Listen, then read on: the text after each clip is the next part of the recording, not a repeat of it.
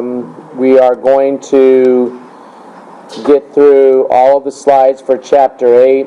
I'm going to jump us into the homework quiz, practice final exam questions, however you want to phrase that. And I'm going to leave a couple of extras left over for you to work over the holiday, because I know that you are so into managerial accounting, you will work some of those over the holiday to stay fresh with that information, right?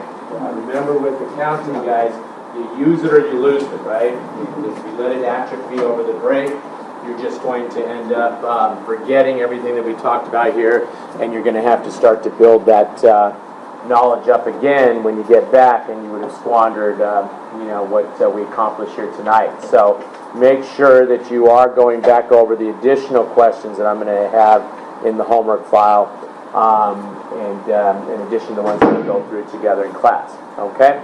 So let's just go ahead and let's take a look at the budgeting process. Okay?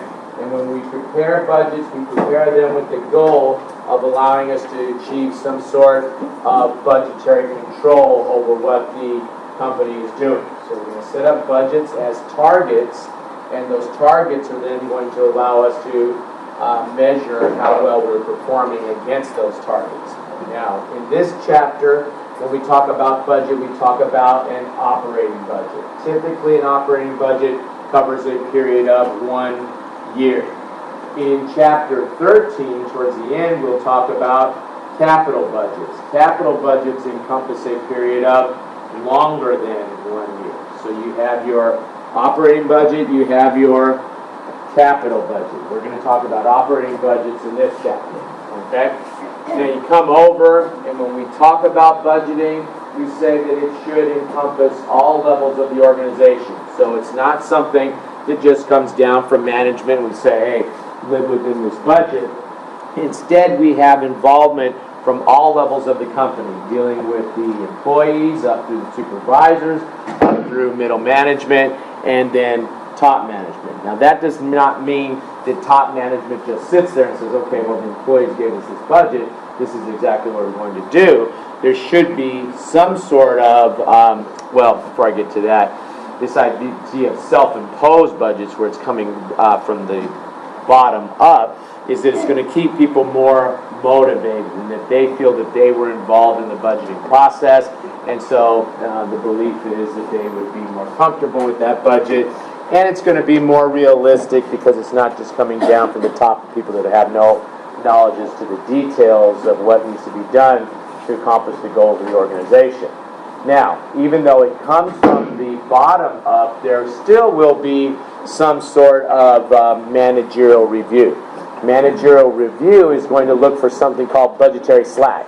So if I'm responsible for imposing my own budget, I'm going to do what? Put something in that budget that is very easy for me to live with, right? If I said, hey, you decide what's an A in this class, you'd sit there and say, okay, 10% on the exams is an A, right?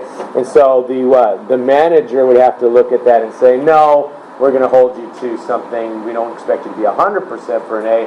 We expect you to be 90%, right? So there's always that review for some sort of budgetary slack, okay?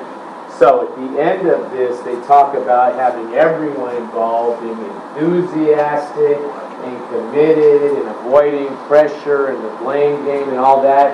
And at the end of the day, here's how a budget works, okay? You go ahead and you have everyone in the company involved in preparing that budget.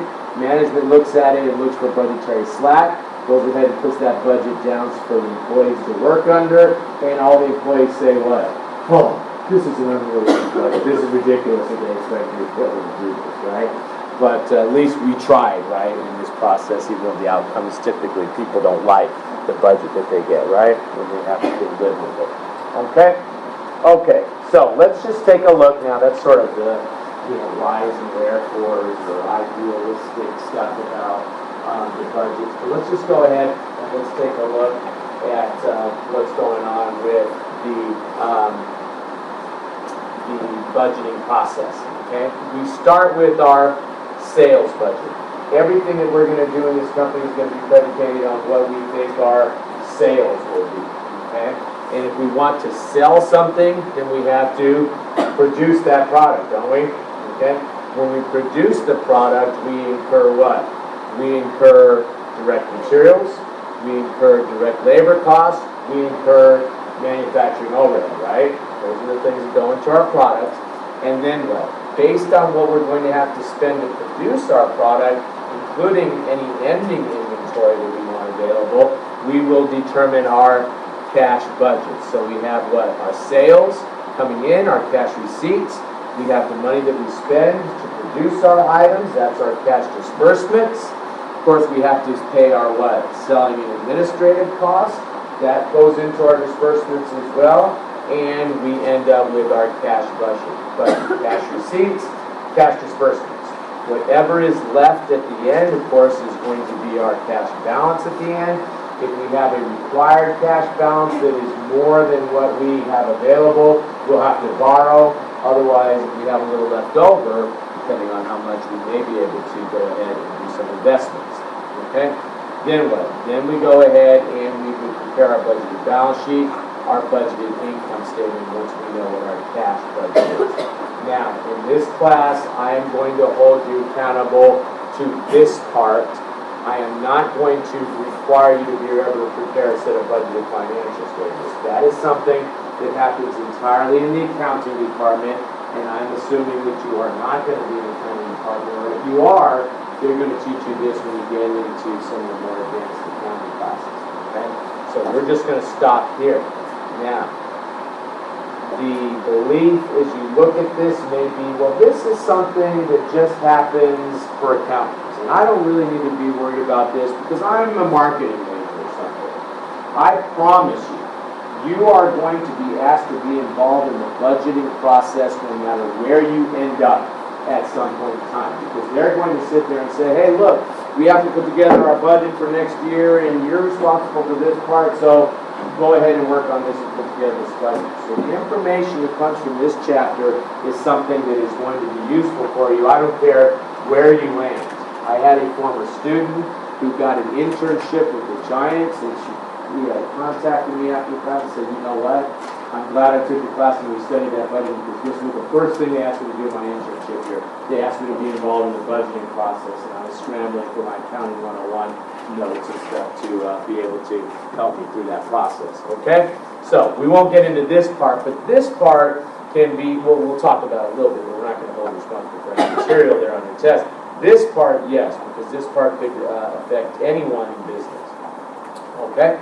Okay, good. So we go ahead and we start out with our sales budget. How many units do we want to sell? Now in this example, we're going to go through a comprehensive example here. In this example, we are trying to figure out our budget for the second quarter of the year. Okay, second quarter of the year is what months? April, May, June. Okay, and we have what? 20,000 units that we're going to try to produce in April. May we have 50,000 units. June we have 30,000 units. July we've got what? 25,000. In August we've got 15,000. Now some of these outer months we don't care as much about, although we will leverage some of the information from there. We are preparing our budget for what quarter? Second quarter. Second quarter is April, May, June that we're going to be preparing this budget for. Okay? Now they tell us that the selling price is $10 per unit. If the selling price is $10 per unit, can we come up with our sales budget? Right? We know the number of units, we know the sales price per unit. So we go ahead, 20,000 units in April, right? Times the $10 is going to give us $200,000 of sales in April. $10 per unit, 50,000 in May, 500,000, so on, right? And we're just dealing with the second quarter, so we're just dealing with April, May, June in this example, right? Okay? All right, good. So we have our sales budget. So now we can go ahead and figure out our cash collection budget. Now when you get into some of these budgeting questions, guys, they end up being nothing more than reading comprehension. can you read through the set of facts, and can you understand what you're going to be getting in your budget for those different periods? So, you read through this and they tell us that 70% of the what?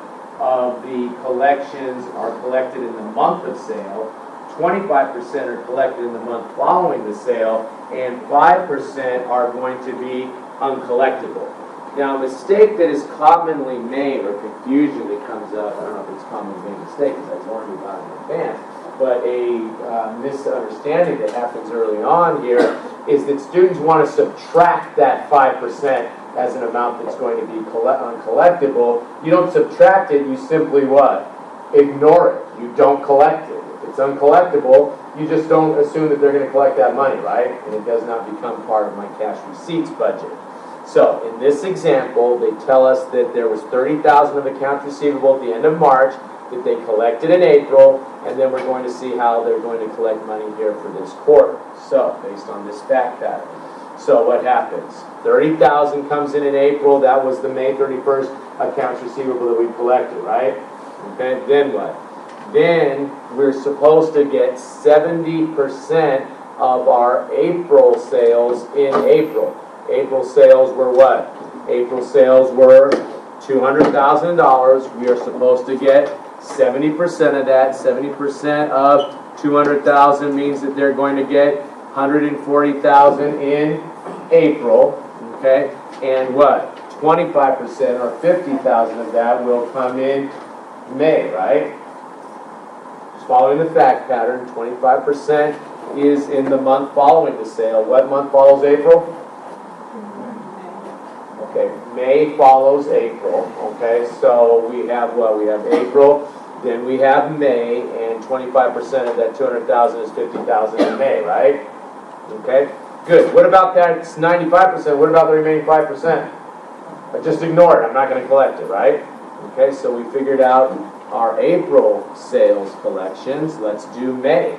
May, we had 500,000 of sales. 70% is collected in May. 25% is collected in the month after May, which is June, right? Okay, then we go ahead and we do our June number, and when we do June, we get 70% in the month of June. Yes, 25% is going to be collected in July, but that is not relevant to our preparation of the second quarter's budget, right? And so we go ahead and we just ignore that for this particular quarter. Okay? Okay, good. So we know what our cash collections are going to be. Now let's go ahead and see how much money we're going to have to spend. What are going to be our cash disbursements? And that is going to leverage off of our production budget. Once we know what we're going to have to produce and have to spend to produce, we'll know what our disbursements are, right? So we have what that goes into production? Direct materials, direct labor, and manufacturing overhead. So we're going to have to consider those three things as the money that we're going to spend. And so we go ahead and prepare our production budget, and I just reinserted that same slide again, so remember the units, and I've also written them on the board. And sometimes it's hard to follow this example if you don't remember the units, but it's what? 20,000 units April, 50,000 May, 30,000 June, 25,000 are going to be produced in July, right? Okay, so we come over, and they tell us that management at Royal wants ending inventory to be equal to 20% of the following month's budgeted sales in units. In other words, they don't want to end the month with 0 units completely sold out. They want to be able to do what? Start that next month with some stuff left over, right? So they want 20% of that next month's budget on hand. We have 4,000 units on hand at March 31st, so we're going to start April with 4,000 units, right? So let's see what our production budget is in units each month, and we have what? We have our budgeted sales of 20,000. We want what? We want 10%, excuse me, not 10%, 20% of the next month's number of units available at the end of the month. So if we want 50,000 in May, 50,000 in May times the 20% means we want 10,000 available at the end of April, don't we? So we have a total needs here of 30,000. The units we're going to sell in April, plus what we want to have left over, but what? we did start the month, they told us that number with 4,000 units, right? So we only have to actually produce 26,000 units in April. Okay, so we go ahead and we go to May. Now what's going to happen? Well, in May, we want what? 20%, we're going to want to produce 50,000, that's our sales for May. And then we're going to want to have 20% of June's available, so we're going to add 6,000. But we would have started we would have started May with what? With April's desired ending balance, right? So we started with that, so we subtract that off. That gives me my May production. Then I go to June.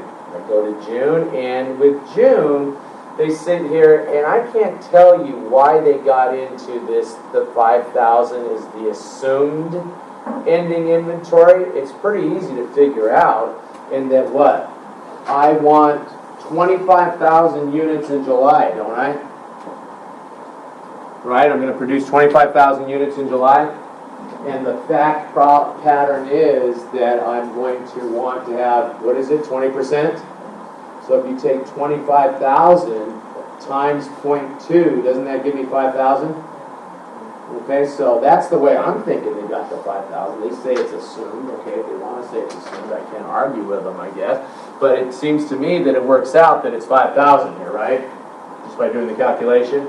So they're sitting there, and what? They want to have 5,000 available at the end of June to help them to meet July's requirements. And then what? They started June with 6,000 units, which was what? May's ending balance.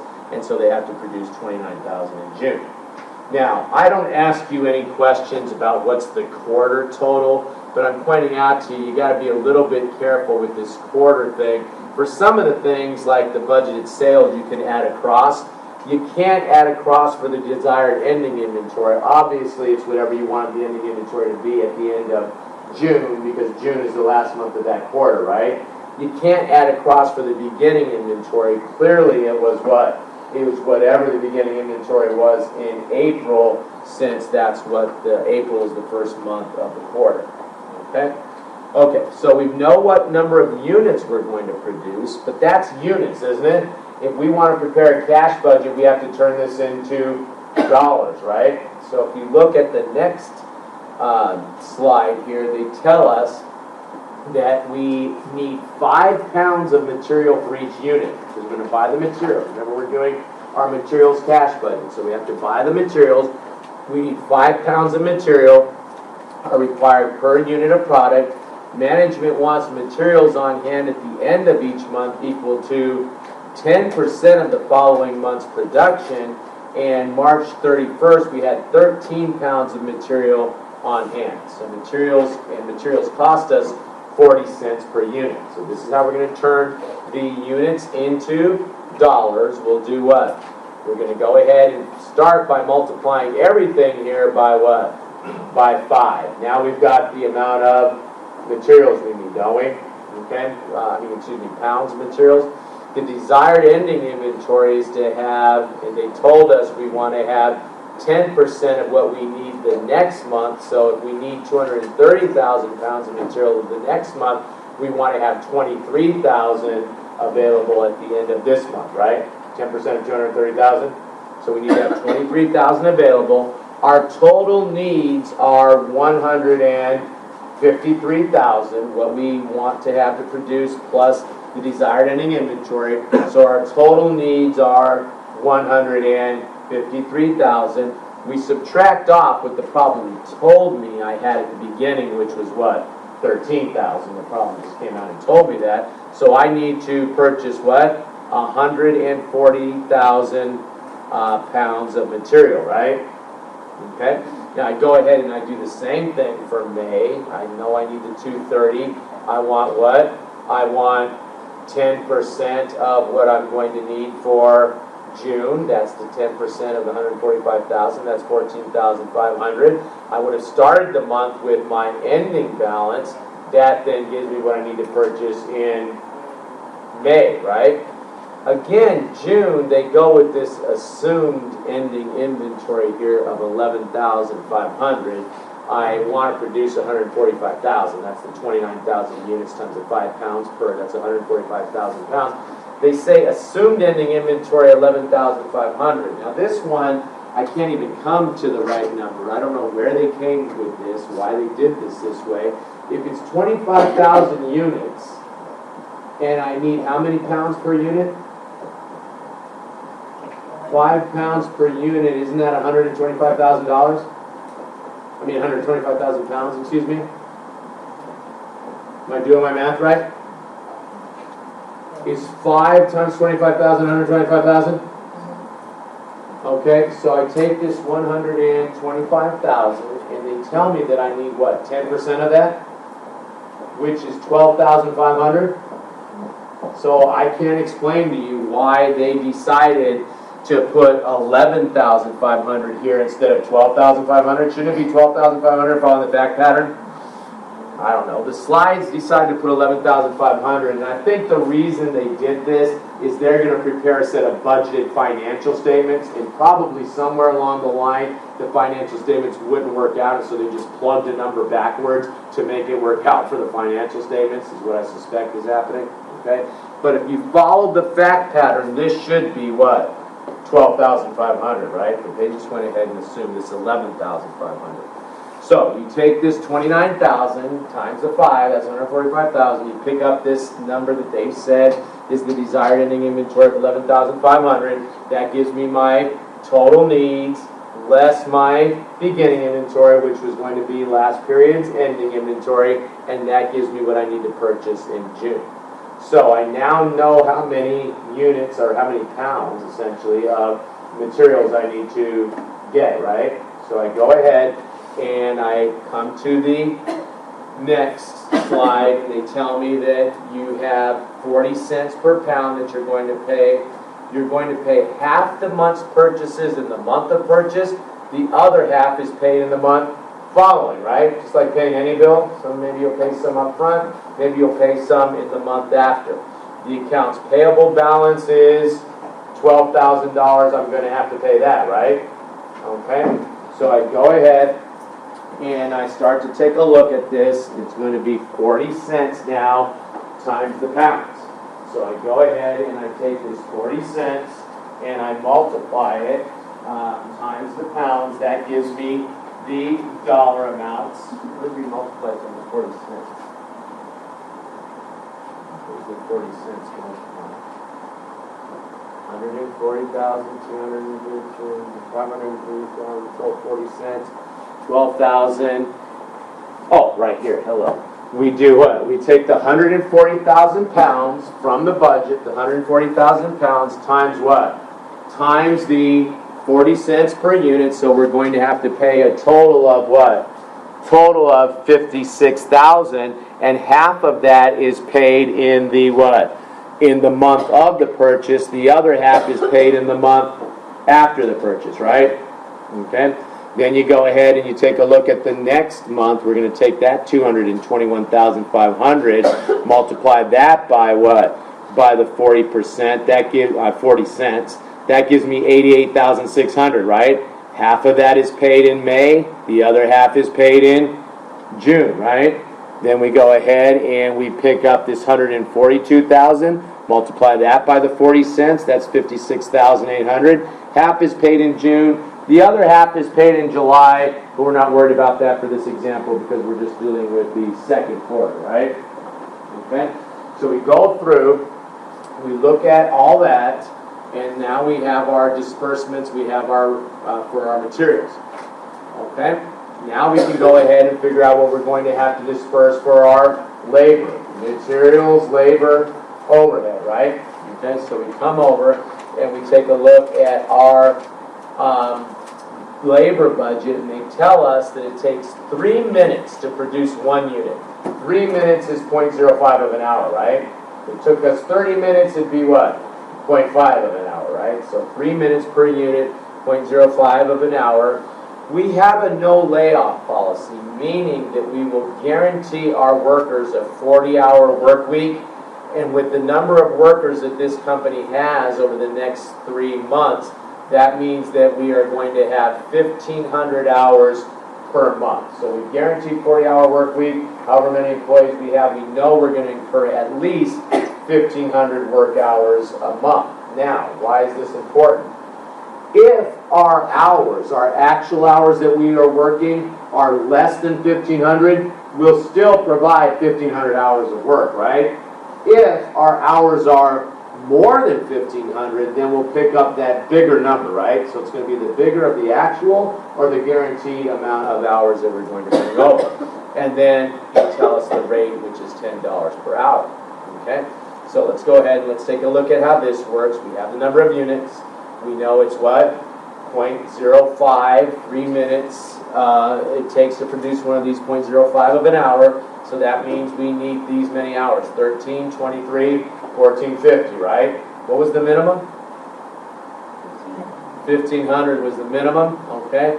So what's going to happen? Well, if we're sitting here at 13, we're going to have to use what? 1,500 hours because we guaranteed at least 1,500, right?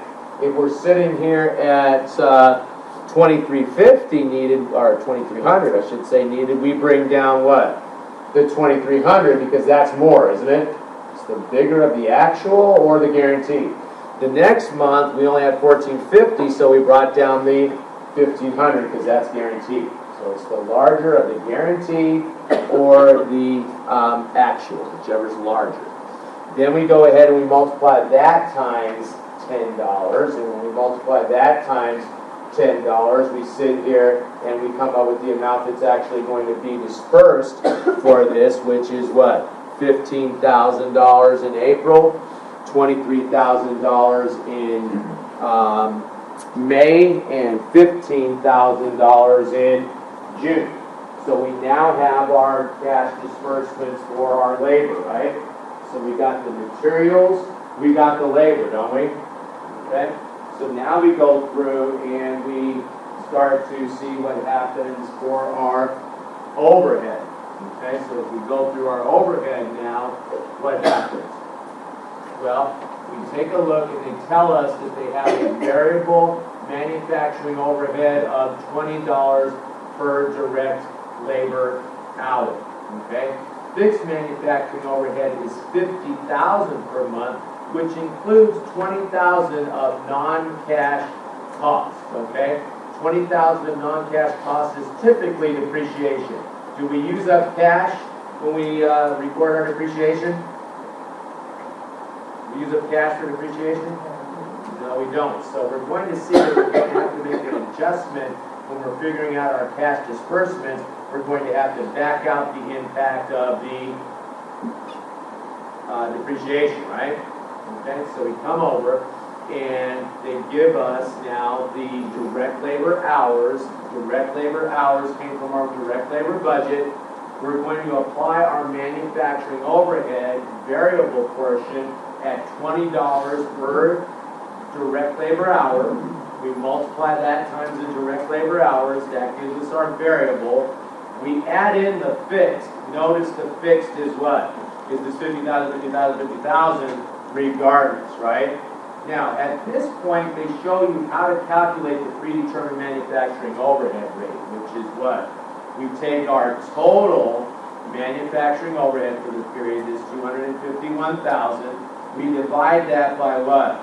By the amount of hours, 50/50. We got the hours by what? Simply adding our hours across. That gives us our predetermined manufacturing overhead rate, doesn't it? Okay, so we got this predetermined manufacturing overhead rate, and we're really going to only have to use this to calculate the cost of our ending inventory at some point.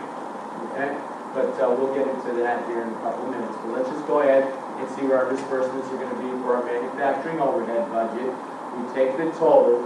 Yes. But for this, you don't use the 1,500 that we pulled down. Like we don't use that anymore.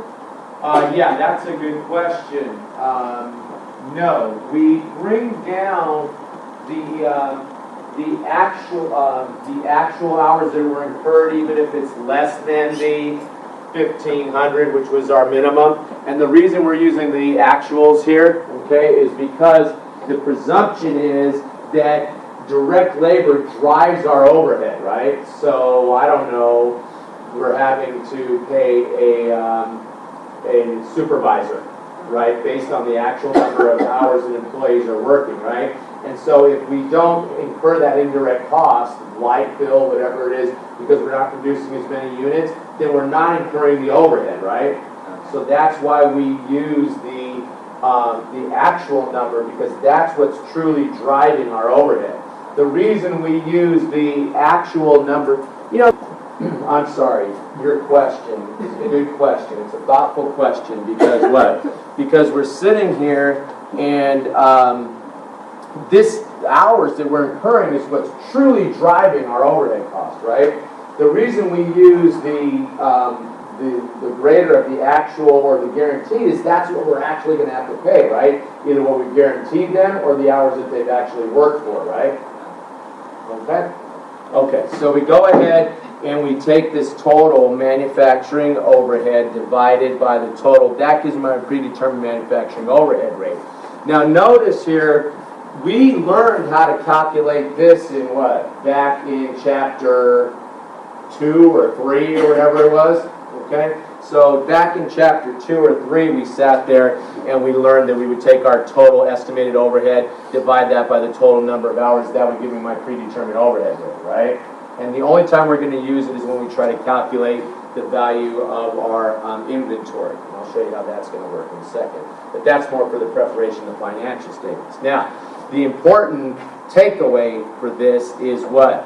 You got to subtract out the depreciation, because depreciation does not use cash, right? They told us the depreciation portion of our fixed cost does not use cash.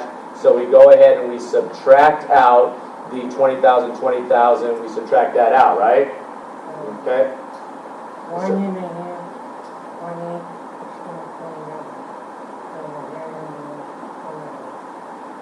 Why did they not use, why did they use 20% of,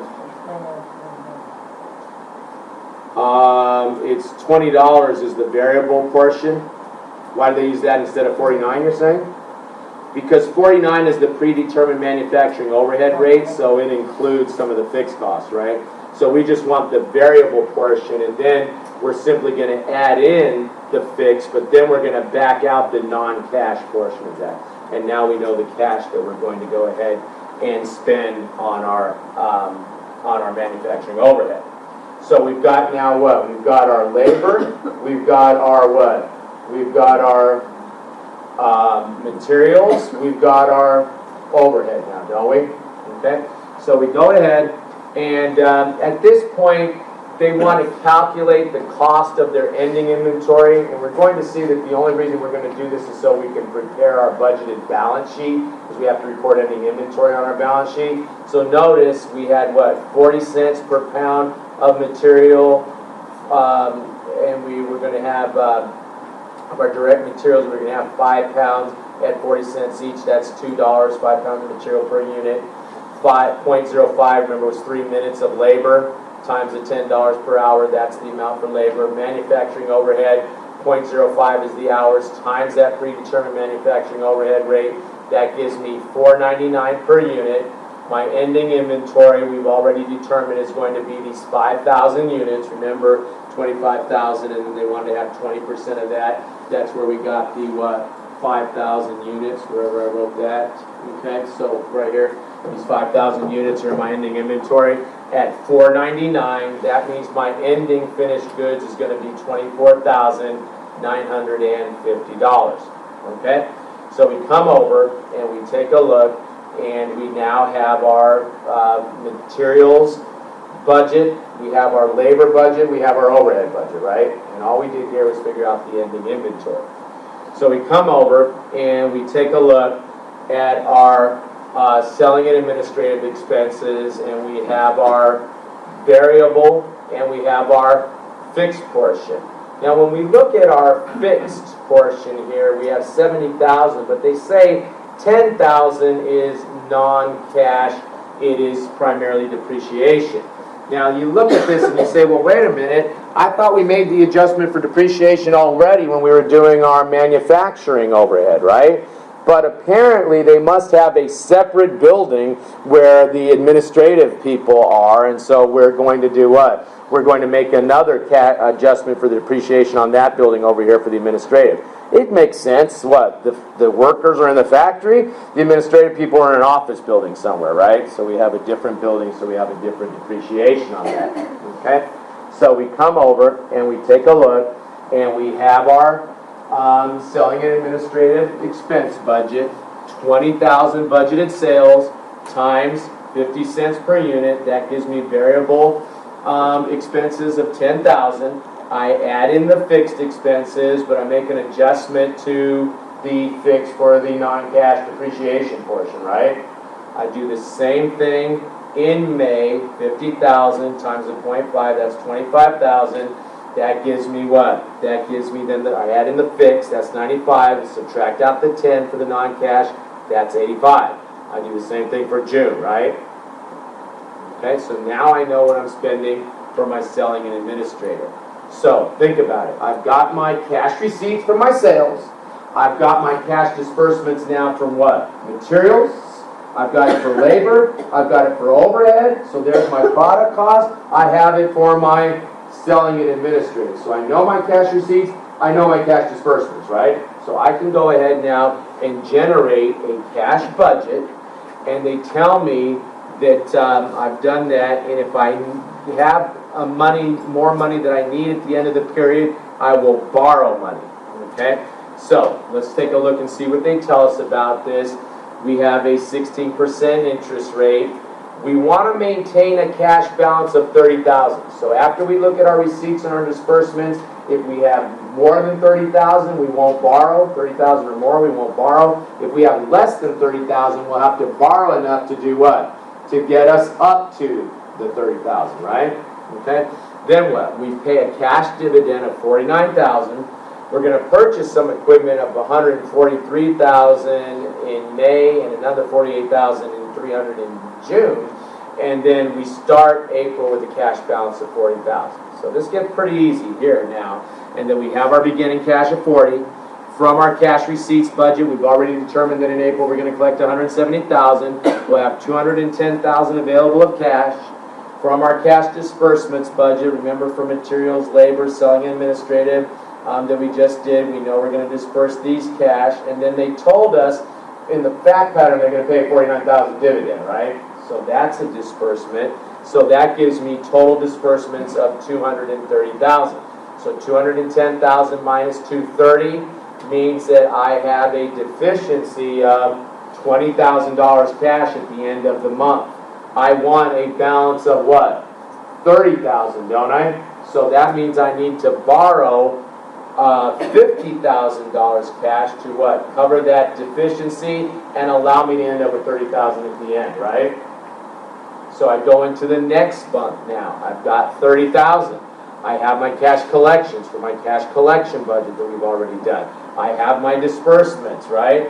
I'm not paying a dividend. Oh, I forgot to say something here. Paying this dividend of $49,000 and borrowing $50,000 so you can pay a dividend of the $49,000 would be the world's worst business decision. I mean, why would you borrow money and incur interest costs that's going to be paid for by the shareholders so you can give them a dividend? I mean, if they want to borrow money, they can go out and borrow it themselves, which is essentially what you're doing here by giving them money and borrowing the money that you're giving them. So that's a little silly, but maybe they did that just so we would have that discussion. I don't know, but this is kind of weird. Anyway, 30,000, and then what? Then we go ahead and is what we start with, cash receipts, the cash disbursements, and since this is a textbook, we end up with exactly what? We end up with exactly 30,000 at the end, right? You want to finish this thing? You want to finish this? Since you're up here. So what happens? We end up with what? We end up with this 30,000, don't we? And this is a textbook, so we end up with exactly what we need. We don't need to borrow any.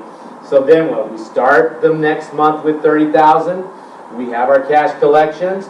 We have our disbursements. So we're going to end up with what? 95,000 before we pay back the loan. Remember, we borrowed $50,000 for those stupid dividends, but we also have to do what? Pay the interest on that. 50,000 times 6% times 3/12 is what? $2,000, right? And so we go ahead and we have to disperse 52. We are then left with what? 43,000. Is that more than 30,000? It's more than 30,000, so we don't have to borrow and we're good to go. Okay? Now this is about how far I'm going to require you to work questions in your exam questions that we're going to be looking at here in a couple seconds. They also are going to consider preparing the budgeted financial statement starting with the income statement. So what do? They go ahead and they say, okay, sales were 100,000 units for the quarter, $10 a pop, that's $1 million. Remember, we calculated the cost per unit at $4.99. That gives me my gross margin. I take off my selling and administrative expenses. That gives me operating expenses of $241,000, and then I back out my interest expense. Notice, guys, this is not a cash income statement. This is an accrual income statement, isn't it? Okay. How do you know? Look at that $260,000 selling and administrative. If you go back, when we did the disbursements for the period, just going back to the disbursements for our overhead. Okay, when you look at the disbursements, the total disbursement was $60,000, but then when we subtract out the depreciation, the tax shows you that was $230,000, right? But when we prepare the financial statement, we're using full accrual, so we're going to sit there and we'll bring over the accrual number to prepare the income statement. Okay, that's that $260,000. Once we have the income statement, now we can go ahead and prepare the balance sheet. Okay, they give us some information about the land, the common stock, the beginning retained earnings, and equipment, so we can prepare a balance sheet. We knew that we were going to have $43,000 of cash. We know our accounts receivable is going to be 25% of the June sales, because remember we said 75% of the month of sale, 25% of the month after the sale. Then we take this 11,500 pounds. Remember I said I'm not exactly sure where they came up with it, because I thought it should be 12,500, but if they want 11,500, that's fine. And then what, 40 cents per pound, so there's our raw materials. Our finished goods inventory, remember we calculated that, the $499 times the 5,000 units that we're going to have available. We stick that in, land, equipment. Then what? Then we go ahead, we have our accounts payable. That's going to be 50% of the June purchases, because what? Half is paid in the month of purchase, half is paid in the month after. Then we go ahead and they told us what the amount of common stock was. The retained earnings we can calculate by having the beginning balance plus the net income from the income statement minus those ridiculous $49,000 of dividends they paid out, gives us the ending balance of retained earnings, right? Okay? And so we have our budgeted financial statements. Okay? Questions? Okay, good. Let's go ahead then and let's see if we can work our way through some of the homework questions. What, are we taking a break now? Are we taking a break or we keep going? You can go ahead. I'm not trying to stop you. I'm just asking, are we taking a break? No? Okay.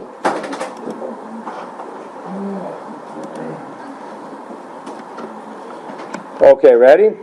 So let's go ahead and let's take a look at this. Unless you guys don't want to do this. I mean, I'm getting this feeling like just sit there and close your eyes and this will soon all be over. I mean, if that's where we're at, we can just end it, right? Or you want to go through this? Okay? All right, let's go ahead and let's see what we have here with these, okay? So we have these amounts of sales, and they tell us that, what, 25% is in the month of sale? Set this up. 25% comes in the month of sale. 65% comes what? Month following sale. And 5% in the second month following the sale, right? Okay. Now, when you look at these questions, what do we want to do with this 5% before I get to that? ignore it because we're not going to collect it, right? Now, when you look at these problems, guys, they have less to do with accounting than they do with reading comprehension. Okay, can you sit here and read what they're telling you? So if it's June and I'm supposed to get 65% in the month of sale, then I should be able to take the June sales and multiply that times what? Oh, sorry, thank you. 25% in the month of sale? Thank you for saving me having to have an aneurysm up here when I couldn't get it to work. Okay, so we have what? 25% is in the month of sale, thank you. So that should be 0.25. Okay, what's that come to? 0.25 times 110,000? 27,500? Okay, good. Then what? Then I'm supposed to get 65% in the month following the sale. Well, June follows May, doesn't it? So I should get 65% of May in June. So what's that, 65,000? Okay, and then I take this 120,000, I'm going to write it up here so that it lines up, times what? That's April, and so April is the second month, June is the second month following April, I should say, right? So 120,000 times what, this 0.05? 6,000? Okay, good, thank you.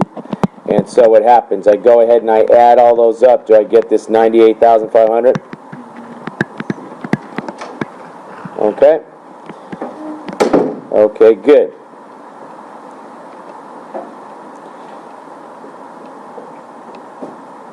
Okay. All right, let's try any question on that. Okay, let's try this one now. This one is going to sit here and ask me how many units will I have to manufacture. So this is my production budget, isn't it? Okay, so what happens? If I have to produce 480,000 units, guys, if I have to sell, I should say, 480,000 units, then I just go ahead and I assume I'm going to have to produce at least that much. Now, I'll go ahead and I'll make adjustments for that for whatever they have on hand at the beginning and the end, but I start with that. Then I go ahead and I say, okay, looking up here, they tell me that they want to have an ending inventory of what? Of 50,000, don't they? So if they want to have an ending inventory of 50,000, then I guess I better produce an extra 50,000 so I have that as my ending inventory, right? So my total needs are 530,000. Right? Okay, good. Then what? They started with what? With 80,000 units though, didn't they? So since they started with 80,000 units, I'm going to go ahead and take out the beginning inventory of 80,000 because they already had those, didn't they? So that means that I would have to produce 450,000 units. I'd have to produce 450,000 units if I want to have 480 to sell. I want to have 50,000 left over, but if I'm going to start the month with 80,000, then I'd have to produce 450. Okay? That's the way I do them. I don't know, the book's doing something different down here. If that works for you, that's fine. I like to do it this way.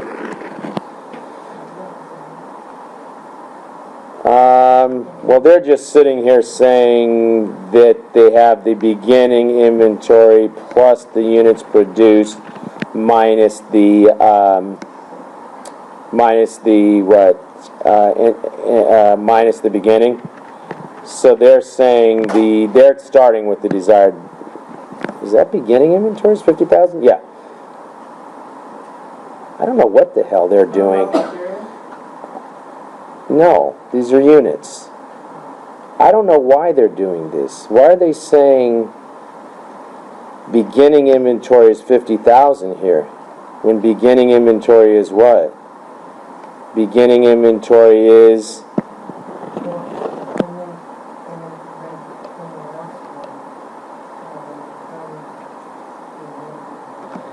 beginning inventory is beginning inventory. This says beginning inventory. Beginning inventory is beginning inventory. It's 80,000 units is the beginning inventory, right? So if 80,000 is the beginning inventory, I cannot tell you why the formula up here is saying what? Beginning inventory plus units produce. I have no idea what they're doing. I don't want to bother myself with it. The way I'm doing it is the right way to do it, which is to sit there and figure out what are the number of units that they're using, 480,000, plus what? Plus 50,000 units that they want to have on hand at the end of the month. That's the total needs, minus the what? Minus the beginning inventory. And we got the right answer when we did it that way, right? So do it that way. And don't worry about what maniac wrote this in the bottom of the book here. I didn't put that there. Okay, let's go ahead and let's take a look at this one now. In this one, they tell us the expected sales. But then they tell us that the cost of goods sold is going to be what? 60% of the sales. So we're going to have to make an adjustment for 60% of this, right? To turn it into actual dollars they're going to spend. But the way I like to do it is I like to do my 60% calculation in one shot. I don't like to do it for every single calculation the way they show in the solution. So let's just go ahead and see how we would approach this. We have what?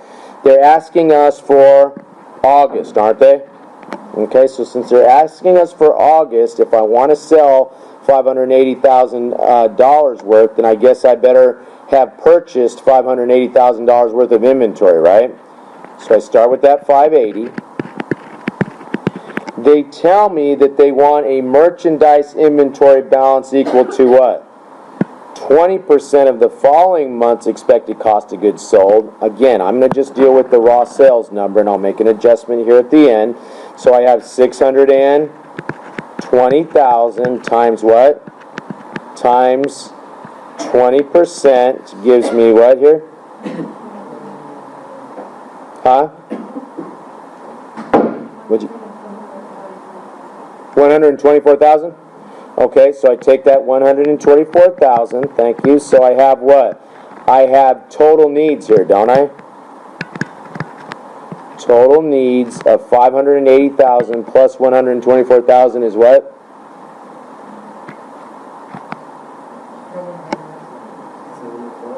$704,000. Okay, good.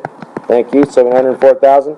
Okay, good. So I've got this 704,000. That's my total needs. Now, I would have started the month with how much, though? I would have started the month with 20% of what I need, and this is where a common mistake, 20% of what I need for August is what I'm supposed to start August with, right?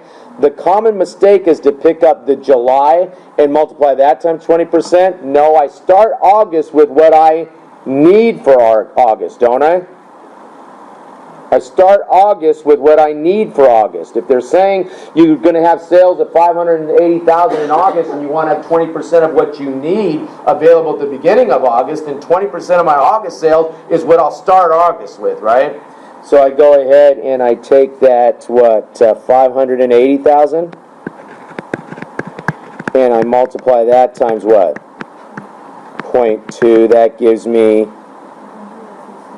160,000. 16,000. Okay, so I would have started the month with 116,000.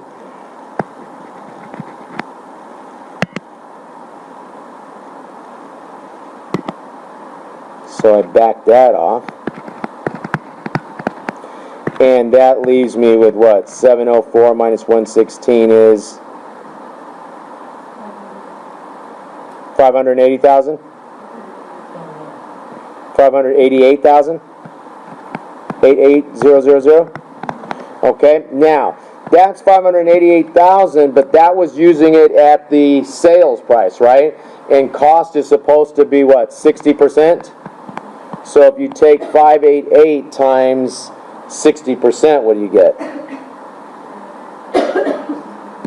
Good. Thank you for saving me a heart attack. 352,800 is what you get when you do that. And by doing it that way, guys, you just have to do that 60% calculation what? One time, right?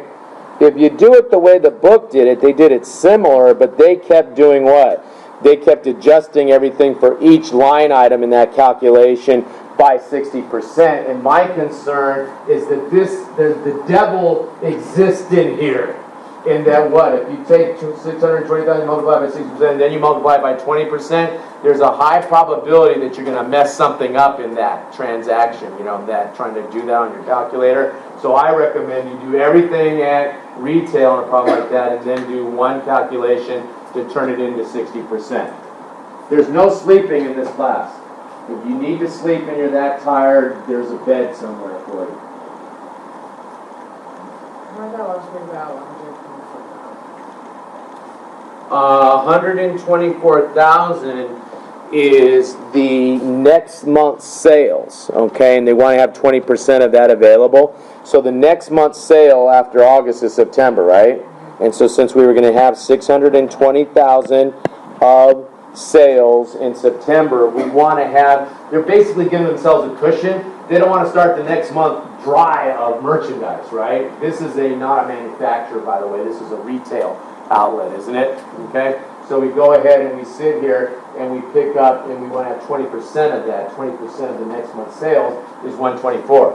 So if we want to sell 580, we want to be left with 124. We have a need of what? 704,000 at retail, right? And then what? Then we go ahead and we subtract off what we would have started the month with, which we would have started the month with what we need for that month, right? Which is 20% of the August. Okay? Okay, and then we do that final multiplication of 60%. Okay, good. Let's take a look at this one now. And this one is getting into the purchase of raw materials. But we kind of went ahead and copped out a little bit by saying that you need 1 pound of material per unit so that the number of pounds equals the number of units. Okay, so that's a little bit of a cop-out here, that you don't have to convert the units into a different number of pounds or whatever. If it was 2, it'd be double everything, right? But it's 1 pound per, so I'm not going to sit here and keep multiplying times 1, guys. I mean, I think we get that, right? So let's just go ahead and let's take a look. They're asking me for what month? They're asking me for February, so since I want to produce 19,000 units in February, then I guess I better go ahead and put 19,000 down, right? Then what? Then I'm going to go ahead and I'm going to want to have 20% of the March amount, right? Okay, since that's the month, next month, and I want to have that on hand at the end of the month. Okay, so 0.20 times how many units? 18,000 is going to give me what? 3,600? Okay, so I have total needs here of, what's that, 22,600? Total needs 22,600, and then I'm going to go ahead and take off what I would have had to start the month, which is what? 20% of that month's production, right? Again, common mistake is to think, oh no, it's got to be 20% of January. No, I start February with what I needed for, or 20% of what I needed for what? February, right? So I go ahead and I pick up that 19,000 times what? 20% is 3,800. I subtract that out because I would have started the month with that, and that should give me this what? 18,800 pounds?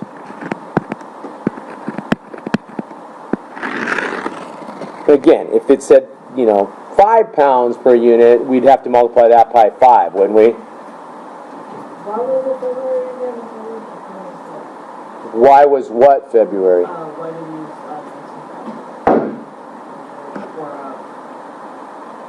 I'm sorry? She was asking why you're using February's production units multiplied 20%. Is that what you're asking me? Okay, so what's happening? Thank you. So we're saying what? 19,000 is the what? is the units that we're gonna produce in February, and the problem tells us that they start the month with what? 20% of the following month's production? So at the end of January, they would have started with 20% of February, right? Since that was our beginning inventory. Oh. Yeah. And you minus that. I subtracted because I would have had that Oh. as beginning inventory, I right? don't know where you get that. Yeah, I would have had that already. I would have started the month with that because I'm supposed to. Just like here, if I went ahead and I did, I can't do March because they don't give me the April production. But if I was sitting here and I was going to do March, I'd have to do what? I'd have to sit here and subtract off the 3,600 because I would have started. I would have started March with what? With the ending inventory that I set up to have at the end of February, right? Okay. Okay, good. Come over and let's take a look at this labor budget for this Milano Corporation. And it's working on its direct labor budget for the next 2 months. Each unit of output requires 0.5 direct labor hours. The direct labor rate is $9.80. The production budget calls for producing 6,400 units and 6,300 units in November. If the direct labor workforce is fully adjusted to the total direct labor hours, in other words, they're telling us they didn't give us a minimum number of hours, so we don't need to worry about that. We're going to, what, use the actual number of hours they need to produce these units, right? So since it takes a half hour Per unit to produce these, I take what? I take the 6,400, I take the 6,300, and I multiply that by what? Half hour per unit. That means I'm going to spend 3,200 hours to produce 6,400 units in October, 3,150 to produce 6,300 units in November, and then I simply multiply that by the amount per hour I pay these poor people. $9.80 an hour is ridiculous. But I go ahead and I do what? I add those two together, and that's going to give me now my total disbursements on labor, right? Okay, so our biggest challenge with the labor is simply turning what? Please sign in. Is simply turning hours, in units into hours, I should say, right? Right? Okay. Okay, good. Then what? Then we come over and we look at this next one, and we have this Mori Corporation, and they are working on their labor budget, and they say each unit of output requires now 0.75 direct labor hours. The direct labor rate is $8.10. The production budget calls for producing 2,000 units in March, 2,300 units in April. The company guarantees a 40-hour work week, thus they're going to incur no matter what $1,760 of hours each month, because they're going to pay the individuals even if they don't have the work to help have them produce the units. Now look, it doesn't mean that they let them lay on the floor and take a nap. You know, they're probably going to keep them busy sweeping or something stupid like that, or cleaning out the supply closet, but they're not going to be using them to do what? To produce the units at that point. Okay, so but we're still going to pay them the $1,760. So you go ahead and you take the number of units. It was 0.75 unit per hours per unit. That's 1,500 hours for my labor. That's in March, I should say, of labor. That's 1,725 in April. Then what? Well, notice that those are both under the minimum, aren't they? And so what do? We use the minimum because it's bigger, isn't it? The guaranteed is bigger. Use the bigger of the actual, the guaranteed. The guaranteed is bigger, so we bring that down, and then we just go ahead and do what? Do our multiplication of the amount per hour. That gives us what they need to spend, right? What would have happened in this problem if the actual was 2,000? What if the actual was 2,000? How would we have done the answer differently? Good. Then we would go ahead and what? Since the actual is bigger than the guaranteed, then you would use the actual for this, wouldn't you? I'm not going to do the multiplication. You get where you'd go from there, right? Okay? Okay, good. Let's go ahead and let's take a look at this one now. So we've done our labor. Let's go ahead and see what. Now they want us to do manufacturing overhead. Okay? Now when we do the manufacturing overhead, they're going to use the direct labor hours as the driver, right?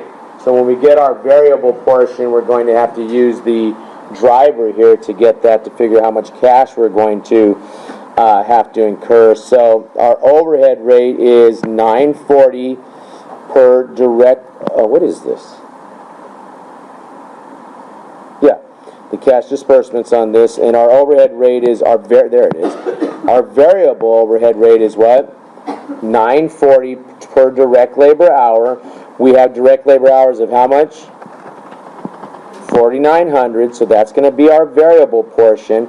And then they tell us the fixed portion is 9640, but it includes depreciation of 7,350. What are we going to do with that depreciation? We're going to what? Subtract it, because that is not going to be a cash disbursement, right?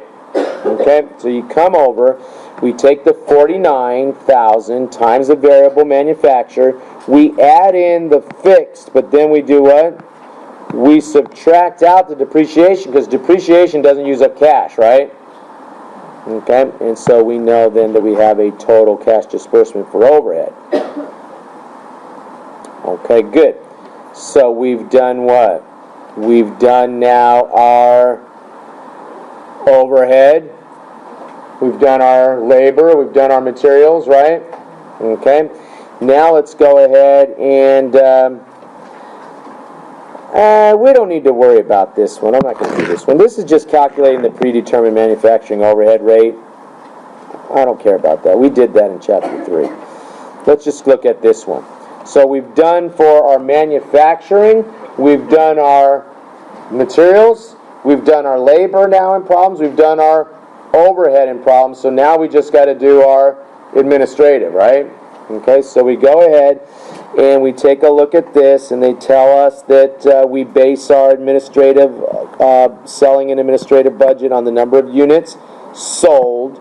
And so we have 4,800 units that they plan to sell in February, so we pick that up. Then they tell us that we have a variable selling and administrative cost of $8.10. So we take that $8.10 and we multiply that times the 4,800. That gives us what? 38,880. 38,880, we do what? We add in the fixed. They told us the fixed was 71,520, but it includes 16,800 of depreciation, so we back out that depreciation number there. And again, sometimes the students will say, well, why do we need two depreciation numbers? If we did it for the overhead, why do we need it here? Often it's contemplated that what? Our office staff are sitting in a different building, whatever, right? Okay, so we go ahead and we take out the portion for that depreciation, which is non-cash. That gives me the disbursement for my selling and administrative. So let's think about what we did now. In these problems that we looked at, we sat there and we figured out the cash receipts, didn't we? It's not a continuous problem, guys. This is, different problems. But we did the cash receipts. We did the disbursements for material, the disbursements for labor, the disbursements for what? Overhead. With the overhead, we made the adjustment for the depreciation because it's non-cash. Then we did the same thing for the selling and administrative, in that we had the variable, and then we did what? We had the fixed, and again we made the adjustment for depreciation. So we've got our receipts, we've got our disbursements. So what these next problems do is they simply sit there and say, okay, if we're giving you the collections, we're giving you the disbursements, then we should be able to do what? We should be able to calculate whether we're going to have to borrow money to meet our cash needs, or whether we're going to just be able to function with whatever's left over, right? Okay? So, in this example, they tell me that the budgeted beginning cash budget is what, 45,000? Or not budget, but the budgeted beginning cash is 45,000. The cash receipts, which we would have gotten from that 75% is collected in the month of sale, all that jazz, is what? Is 129,000. In this problem, they're just giving this to us, aren't they? They're giving us these numbers. Then what? The total disbursement is 124,000, so I back that out. That gives me what? That gives me excess cash of 50,000 left over, right? Now in this problem, they told me that they wanted to have an ending cash balance of how much?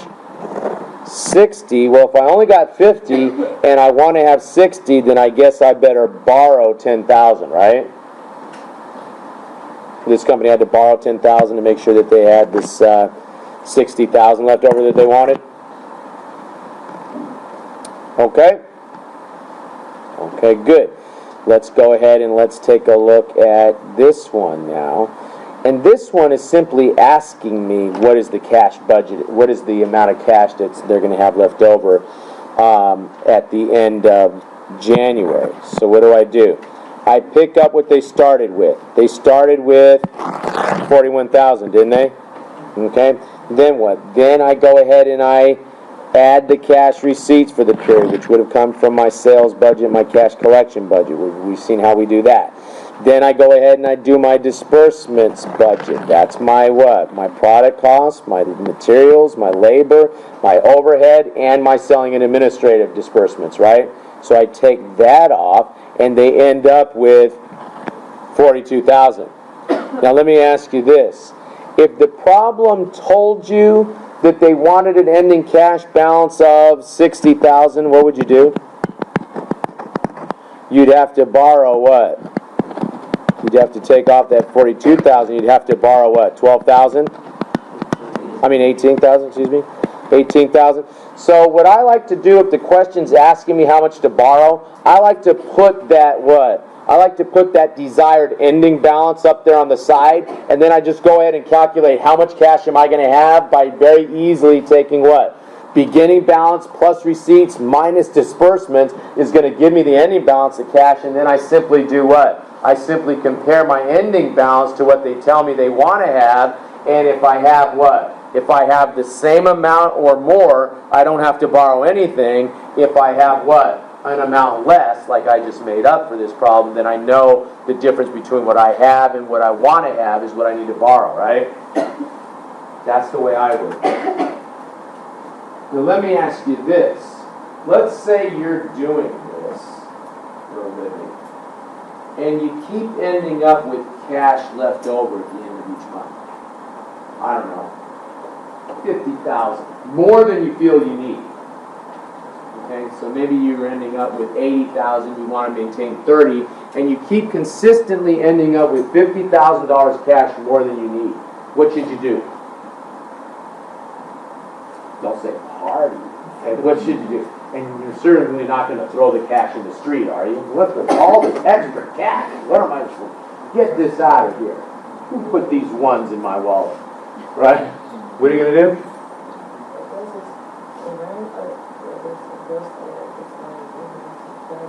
Well, expanding your business is an investment. Okay, we might go ahead and save some of that until we can buy some equipment or bigger building to expand, or maybe we're going to put our money into some sort of financial instrument, which I think is what the person who said investment is thinking, right? Okay, let's say, though, that you want to be able to get that cash quickly. So if you put it in some sort of long-term investment, are you going to be able to get it quickly? So you need to put it into a short-term investment, right? Is there a short-term investment that doesn't have any risk associated with it? Because you don't want to lose that money. What's the short-term investment with no risk? Zero risk. Probably put the money in treasury bills, right? You could sit there, you could put that money in treasury bills, maybe a 30-day treasury bill, so you know that at any point in time that money is going to cash out and you get a little bit of return, although very low, you get a little bit of return, but at least you don't have any interest, and any risk, I should say. It's almost no interest or so. Okay, All right, now, with all that wonderful holiday talk, the rest of these questions now, I'm going to leave to you to work so that you have something to do over the break. So Thursday night, you know, around the time that you're done eating turkey and you start getting that empty feeling, the empty feeling is not that you haven't eaten enough. The empty feeling is, oh, this is the time that I'm usually doing managerial counting. That's why I feel so empty right now. So you go ahead and you bust out these questions at that point. Sometime during the break, go through these questions that I've provided you here. This will be good exercise for you, right? Go through these, and I'll post these up, and you'll be able to see the solutions and all that. Okay, so those will be yours to do. When we come back on, not this coming Thursday, obviously, but 2 weeks from tonight, when we come back, we're going to go through chapters 9 and chapters 10. Chapter 9 is very quick, chapter 10. Those chapters are the centerpiece of your final. That is where I'm going to pull most of the questions for your final from that. When I say most, like 15 out of the 30. Probably 15 out of the 30 with 7 from the other 2 chapters or so, right? Okay? And so you want to be here next time because I'm going to show you how to turn those variance analysis questions into a slam dunk. If you try to work those and you try to do it the way the book talks about doing it, you're going to mess every single one of those up. So you want to be here so you can see how to work those questions, all right? Make sure you signed in today, guys, and I will see you 2 weeks from tonight. Have a good holiday, all right? Thank you.